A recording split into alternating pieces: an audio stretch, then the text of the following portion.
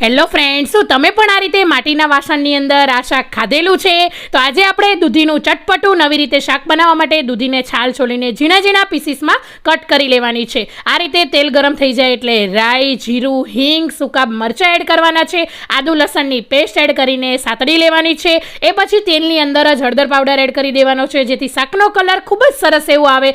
અને દૂધીના pieces add કરવાના છે. આ શાકની અંદર આ રીતે દૂધીના ઝીણા ઝીણા કટકા હશે તો શાક ખાવાની ખૂબ જ મજા આવશે. સ્વાદ પ્રમાણે મીઠું એડ કરી દેવાનું છે.